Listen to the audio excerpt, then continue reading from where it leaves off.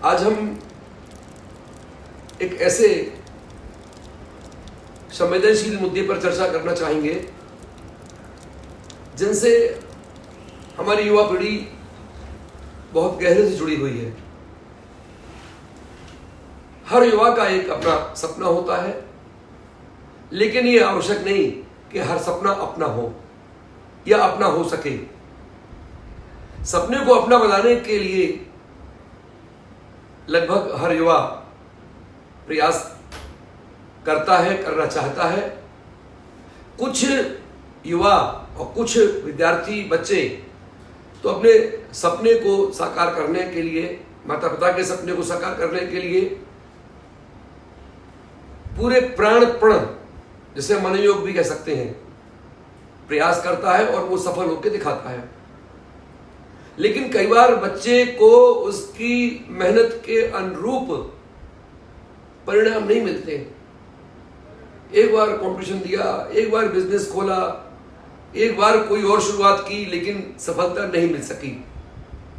और बार बार की असफलता उसके सपने पूरे ना होने से उपजी हताशा, ये उसको तोड़ के रखने का भी काम कर सकती है। इस परिस्थिति से कैसे हम बाहर निकले, बचा जाए, इस पर हम चर्चा करेंगे। बच्चा सपना देखना शुरू करता है जब वो स्कूल में बोर्ड एग्जाम में आता है, खास तौर से 10th की। ना केवल वो खुद सोचता है, बल्कि उसके पेरेंट्स उसको कहते हैं, एक तरह से सजग भी करते हैं या यूं कहे डराते भी हैं कि बेटा तुम्हारी 10th है, बोर्ड एग्जाम है, अच्छे से पढ़ो। तो बच्चे के दिमाग में ये भर जाता है कि हमें 10वीं बोर्ड को अच्छे से पढ़ना है, क्योंकि सारे पेपर बाहर से सेट होंगे, मूल्यांकन कॉपियों का बहुत सख्त होगा, शोर सिफारिश लग नहीं पाएगी, सब कुछ ईमानदारी से होगा। यानी गोलमाल की गुंजाइश नहीं है। जो कुछ है उसकी मेहनत और योग्यता से ही उसे अपनी परीक्षा पास करना पड़ेगी। फिर उसको 12वीं की परीक्षा में सपने को साकार करने का द्वितीय सोपान मिलता है। 10th बहुत अच्छे से कर ली तो 12वीं बहुत अच्छे से करना है, ताकि वो जहां कहीं अप्लाई करे। 12th के बाद भी बहुत से रास्ते खुलते हैं, SSC ऐसे एग्जाम और भी तमाम एग्जाम है जो हम 12वीं के बाद दे सकते हैं, कुछ डिग्री के बाद दे सकते हैं। तो बच्चे के मन में पेरेंट्स, स्कूल के टीचर्स, हमारी सोसाइटी, हमारे जो आसपास के जानकार और मोटिवेटर लोग हैं वो, और उस बच्चे के दोस्त, उनका एक ग्रुप बन जाता है। वो चर्चा करते हैं कि हमें क्या करना है, कैसे पढ़ना है, कितना पढ़ना है, कितना खेलना है, कितना मोबाइल में समय देना है। सिंसियर बच्चे ये सब टाइम टेबल के मुताबिक करते हैं। तो सपने साकार करने के लिए सबसे पहला मंत्र है टाइम मैनेजमेंट। जिसने समय को मैनेज कर लिया, दिनचर्या बना ली, अपने कमरे में पढ़ने की टेबल के सामने अपना टाइम टेबल चस्पा कर लिया और उसको फॉलो कर लिया, तो सपने साकार होने में देर नहीं लगेगी। उसके मुताबिक चलो, उसमें आपके पढ़ने का भी टाइम है, खाने का, पीने का, सोने का, रेस्ट का और कोर्स को दोहराने का भी, सब कुछ है। एक पूरा फुल पैकेज होता है टाइम टेबल।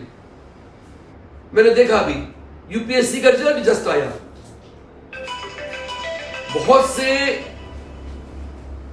गरीब घरों के बच्चे शामिल हुए यूपीएससी में, और पहली बार में, दूसरी बार में, तीसरी बार में, चौथी बार में यूपीएससी क्रैक की।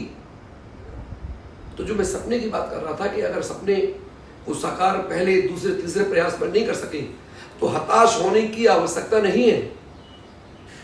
हमें उस हताशा से उबरने के लिए कुछ प्रयास भी करना पड़ेंगे।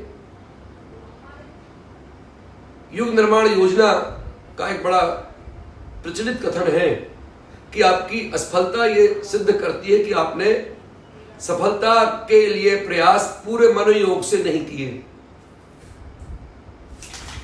और ये बात सच भी है। मनोयोग यानी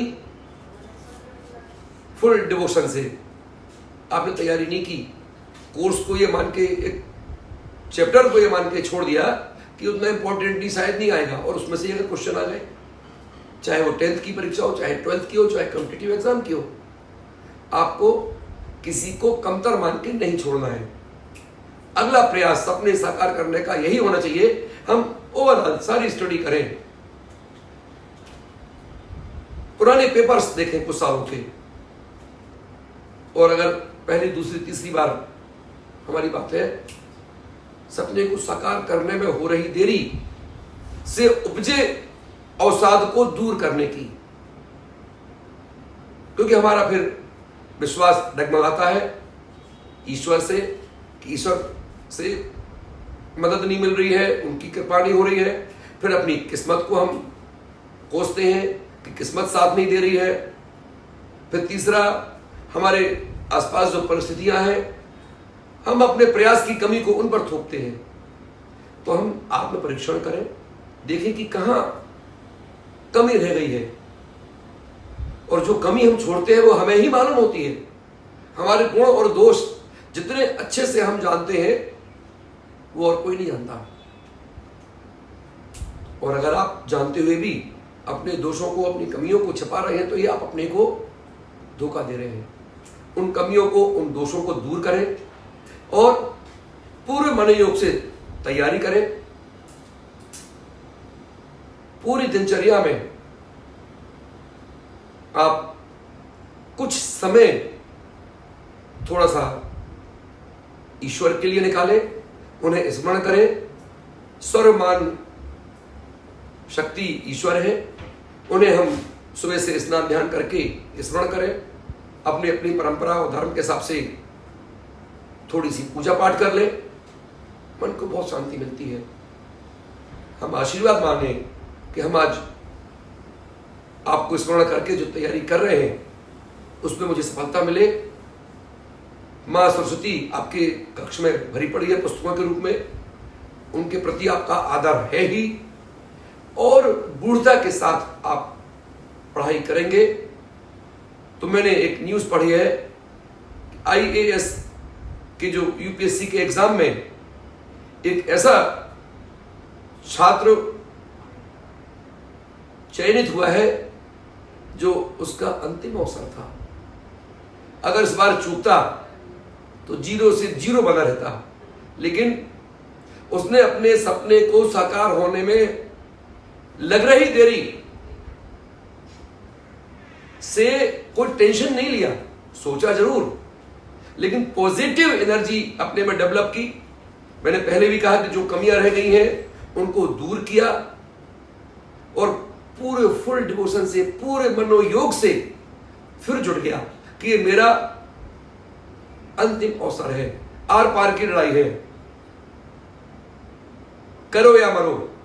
कर लिया तो आप उस पार, और नहीं तो जहां है तो एक छोटी मोटी नौकरी से आप, चाहे वो प्राइवेट सेक्टर की हो चाहे शासकीय, उससे काम चलाएंगे। कहां सपना था UPSC क्रैक करने का, वो अपने मन मस्तिष्क को शांत रखें, हम भाग्य को दोष ना दें, पुरुषार्थ पर भरोसा करें। किस्मत से कोई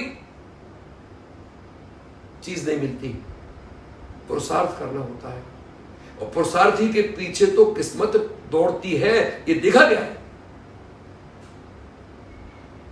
तो ये हम मान के चले कि हम अपने सपनों में लग रही देरी से विचलित नहीं होंगे। हम और फुल डिवोशन के साथ, पूरे मनोयोग के साथ, पूरे प्राण प्रण के साथ तैयारी करेंगे, पढ़ेंगे, और हम अपने मित्रों के ताने को भी, अरे यार तुम तो बड़े कलेक्टर बनने चले थे, क्या हुआ, हम विचलित नहीं हो।